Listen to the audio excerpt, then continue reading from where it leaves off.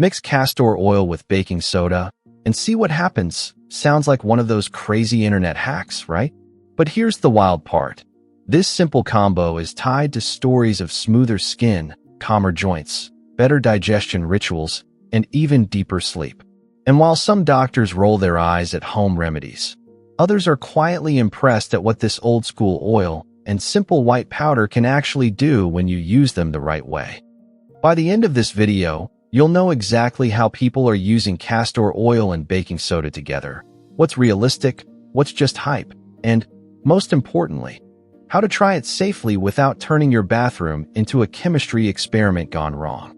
So stay with me, because the most surprising part is not what this mix does to your skin, but what it does to your daily routine and your overall health habits.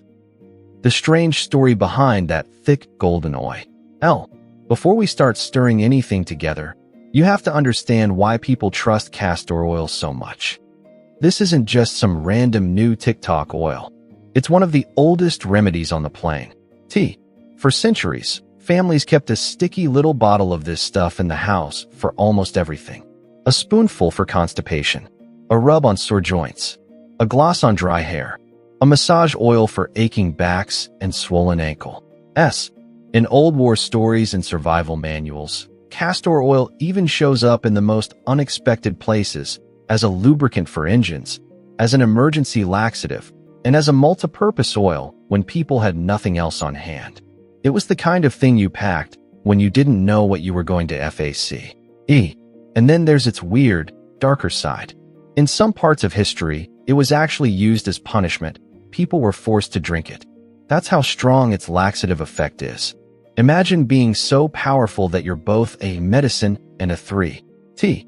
Fast forward to today, and modern people use it very differently. Now you're more likely to see it in hair growth oils, in thick, glossy lip balms, in massage blends for sore knees, backs, and shoulders, in traditional packs placed over the belly for digestion and cramp. So what makes it so special? Castor oil is packed with a unique fatty acid called ricinoleic acid. This is believed to help calm irritation, boost circulation, and encourage the body's natural repair processes when used on the skin. That's why people swear by it for joint stiffness, bloating, and dry, aging skin. But here's where things get really interesting. Once you understand how castor oil behaves on the skin, thick, penetrating, soothing, you can see why people started thinking, what happens if I mix it with something that scrubs, brightens, or changes the pH of the skin? And that's exactly where baking soda enters the picture. Baking soda, gentle helper or overhyped cure-all? Let's be honest. If there's one powder that has been used for literally everything, it's baking soda. You bake with it. You clean with it. You deodorize your fridge with it. And then the internet came along and said, hey, why not use it on your face, your teeth, your armpits, your scalp, your bathtub, and your entire life? Baking soda, also known as sodium bicarbonate, is basic, alkaline. That means it can neutralize acids, help break down grease and grime, lightly exfoliate rough faces. So people started scrubbing their teeth with it to get a whiter smile, mixing it into pastes to lighten dark underarms, soaking their feet in it to soften calluses and fight odors, using it as a gentle facial scrub to remove dead skin. Oil. At first glance, it all sounds harmless. After all, it's just that little orange box in your pantry, right? But here's where doctors start to raise their eyebrows. Used too often or too strongly, baking soda can irritate your skin, strip away your natural protective barrier, cause redness, dryness, or a burning feeling. And when people drink it regularly instead of just using it occasionally for heartburn, that's where things can get risky for the kidneys, heart, and overall mineral balance in the body. So you've got a powerful, penetrating oil that calms and soothes, a strong alkaline powder that scrubs and neutralizes. Put them together, and you get a combo that can be both surprisingly helpful and surprisingly harsh, depending on how smart you are about using it. Now the real question, what happens when people mix castor oil and baking soda into a paste and put it directly on TH? EIR Skin, the viral miracle paste people swear is life-changing. If you've ever gone down a rabbit hole of natural remedy videos or comment sections, you've probably seen this. Mix castor oil with a bit of baking soda, put it on at night, and just wait. You'll be shocked. People use this thick, sticky paste on rough heels and cracked feet, dark knuckles or elbows, dry, flaky patches, congested skin on the back or ass holders. So why do so many people feel like it works? Because each ingredient brings something very different to the table. Castor oil moisturizes deeply, softens thick, dry skin, helps calm IR, irritation. Baking soda lightly exfoliates, helps lift away dead skin cells, neutralizes odor and surface acidity. Together, they create a softening scrub mask hybrid that sticks to the skin, loosens rough patches, and then lets you wipe or wash away a layer of dryness and buildup. Picture this. You've got dry, cracked heels that snag on your sheets. You mix a spoonful of castor oil with just a pinch of baking soda, massage it into your heels at night, put on a pair of clean cotton socks, and add to bed. Over time, that thick oil is sinking in, and the faint scrub of baking soda helps loosen the oof stuff. After a few nights of doing this, you look down and think, wait, when did my heels stop looking like sandpaper? Is this magic? No. Is it satisfying and noticeable? For a lot of people, yes. But here's where we need to be brutally honest. There are wild claims out there saying that this mix dissolves anything, erases serious skin growths, or removes cancer from the skin. Those kinds of claims are not supported by solid, real-world medical evidence. Can the mix soften, soothe, and improve surface appearance? Absolutely. Can it replace proper medical treatment for suspicious spots, serious rashes, or diagnose diseases? No. So how do you use this paste in a way that's actually smart? Start with a tiny patch test on a small area of skin. Use much more castor oil than baking soda. Think, a spoonful of oil and just a light sprinkle of powder. Apply to clean, unbroken skin only. Leave it on for a short time at first, 10 to 20 minutes. Then rinse off gently. Moisturize afterward if your skin feels dry. If your skin looks angry, red, or burns, that's your sign to stop. Used with respect, this paste can be a powerful little tool in your self-care kit. Used recklessly, it's just another example of the internet ing way too far. And the story doesn't stop at rough heels or dark elbows. Because once people saw that the combo did something on the skin, they started using it in more creative and more sensitive places. Castor packs with a twist, soothing joints, belly, and blood flow. Long before anyone added baking soda to the mix, castor oil packs were already a thing. The idea is simple. Soak a soft cloth in castor oil. Lay it over an area of your body. Add gentle heat. Relax and let time do its work. People place these packs over stiff knees or hips, across the lower back, over the abdomen for cramps or digestive discomfort, over the liver area as part of detox routines. The warmth plus the oil creates this slow, heavy, comforting sensation. A lot of people say it helps them loosen stiff joints, calm period cramps, ease that tight, bloated feeling after meals, wind down before bed. So where does baking soda fit into this? Some people started sprinkling a tiny amount of baking soda into the castor oil or onto the cloth, especially when using packs on the legs and feet where there's sweat and odor, areas with rough, dry patches, spots that feel irritated by friction. The idea is, castor oil helps with moisture, comfort, and circulation. Baking soda subtly supports freshness and very light exfoliation. Imagine someone who sits all day. Their legs feel heavy, their ankles puff up, and their knees are always sore by sunset. They begin a little nightly ritual. They warm up a bit of castor oil, add the tiniest pinch of baking soda, and mix. Massage it into their calves and knees. Wrap the area in a soft cloth. Add a warm towel over the two. At first, it just feels nice, warm, slippery, and soothing.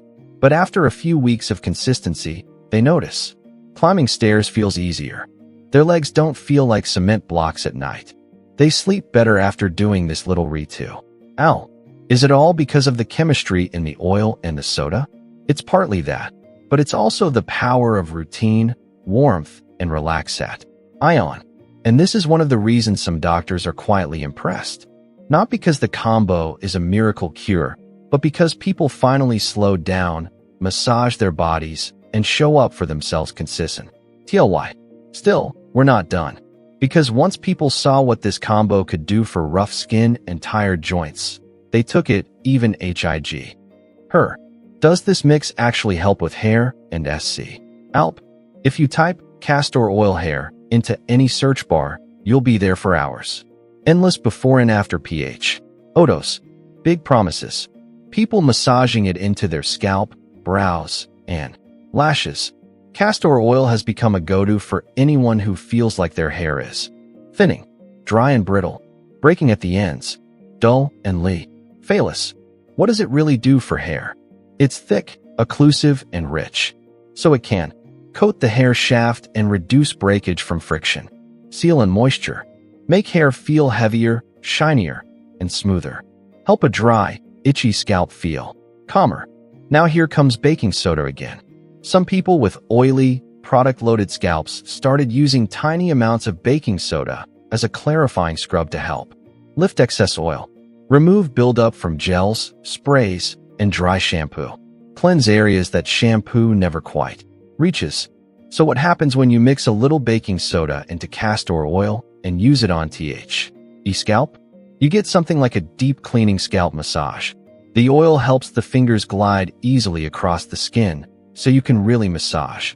The tiny grains of baking soda add just enough texture to lift dead skin and build up. Here's what this might look like in practice. You put a spoonful of castor oil into a small bowl.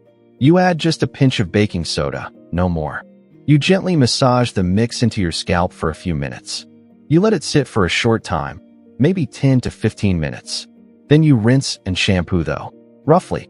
After doing this once every couple of weeks, some people notice their scalp feels cleaner and less itchy. Their roots look fresher. Their hair feels lighter with more movement. But here's where we have to draw a hard line. This doesn't automatically mean your hair will start growing like crazy. If your hair loss is tied to hormones, genetics, stress, or medical conditions, no kitchen mix is going to magically override that.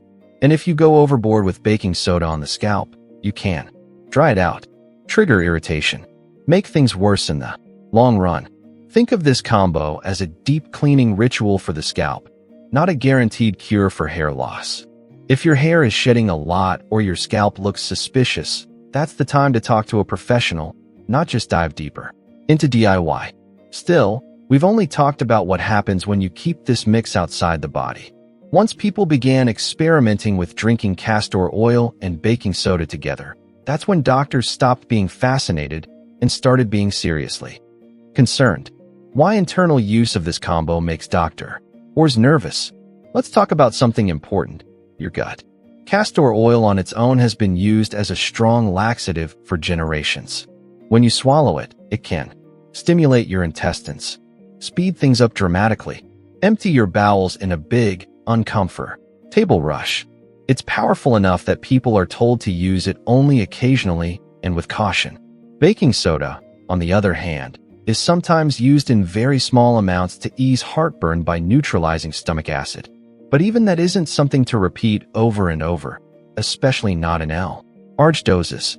So what happens when people ignore that and mix both together internally, thinking, if they both clean things, then together it must super clean my be.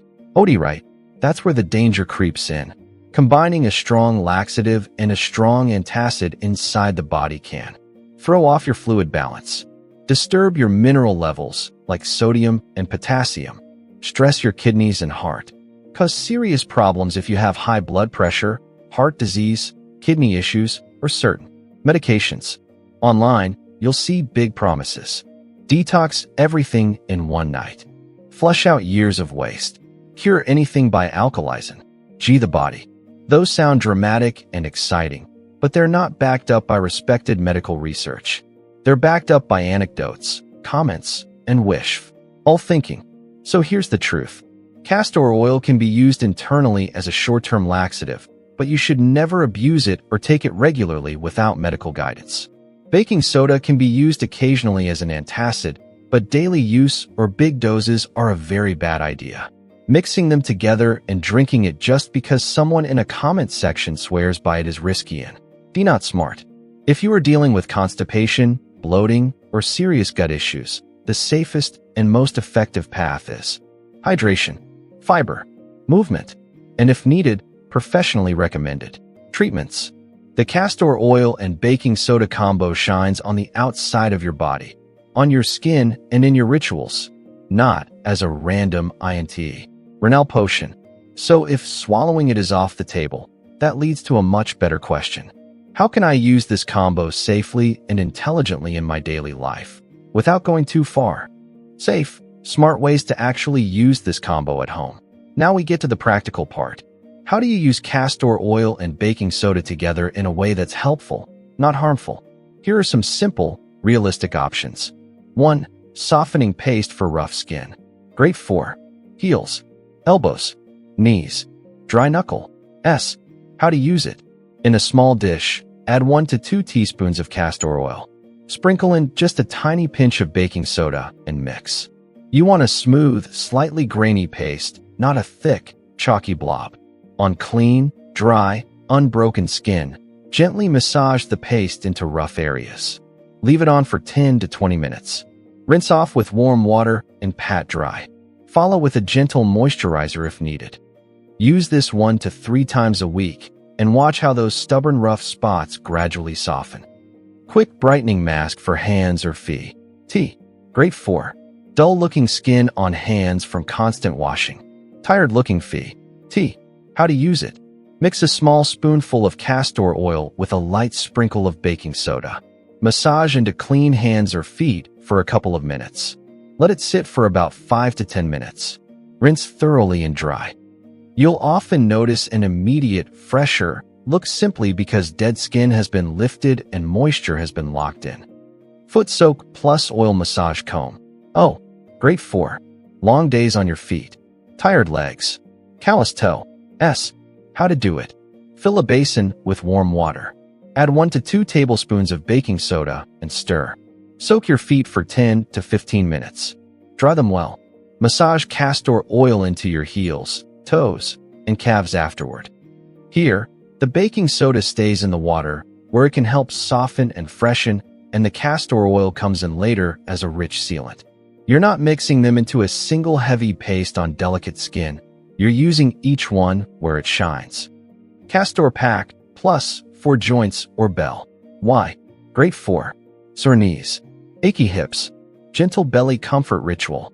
How to use it.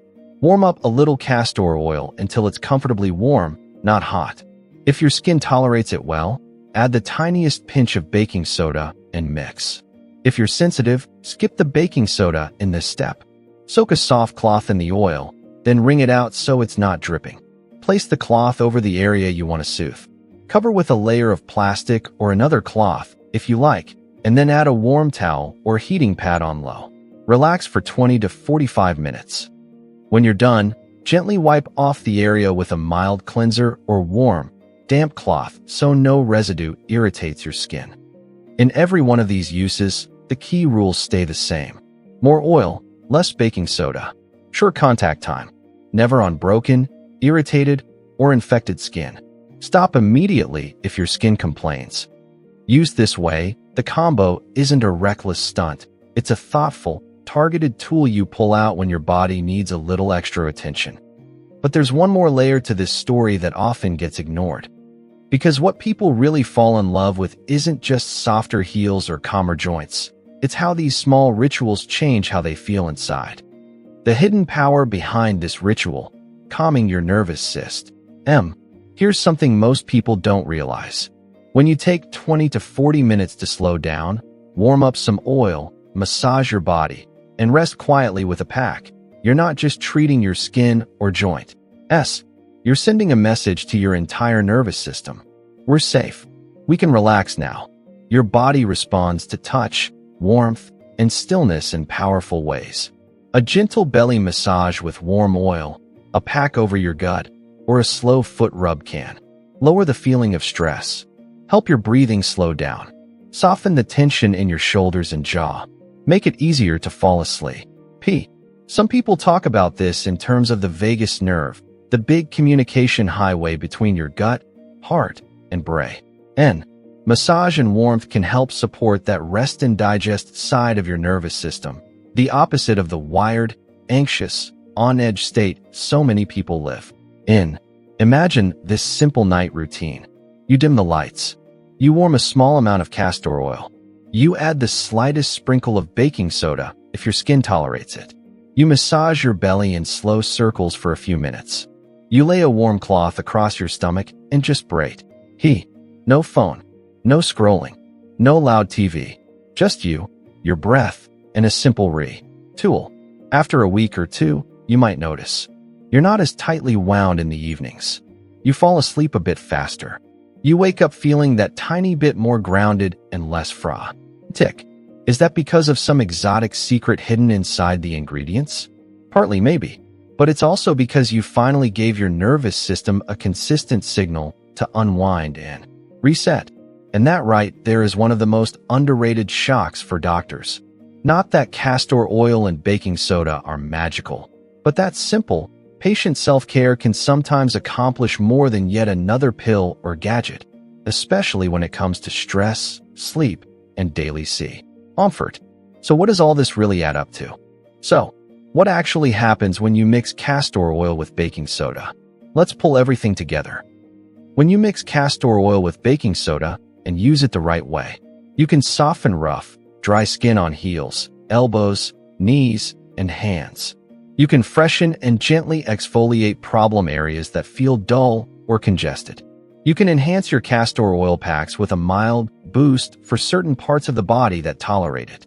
You can create powerful rituals that support relaxation, comfort, and better rest. What you shouldn't expect: a miracle cure for serious illnesses, a guaranteed fix for hair loss or deep skin problems, a safe, all-purpose internal drink. Doctors are shocked in two very different ways. Some are surprised at how much comfort and improvement people get from something so cheap and simple when it's used sensibly.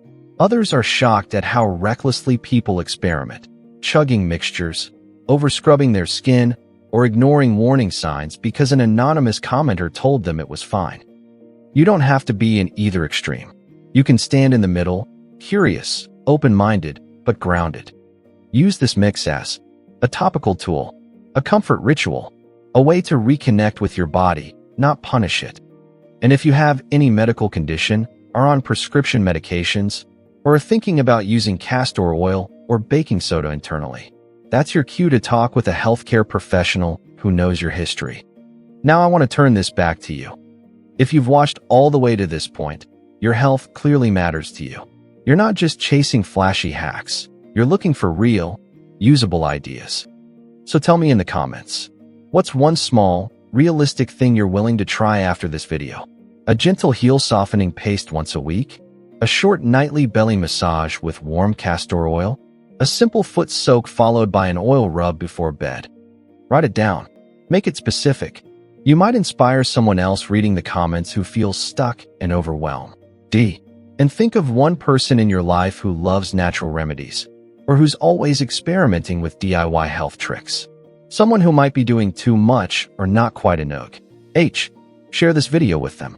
Not to scare them, not to sell them anything, but to give them a clearer, calmer picture of what this simple combo can actually do and what it's And thank you for spending this time with me. Take care of your body. Be gentle with your experiments. And remember, sometimes the most powerful changes come from the smallest, most consistent rituals.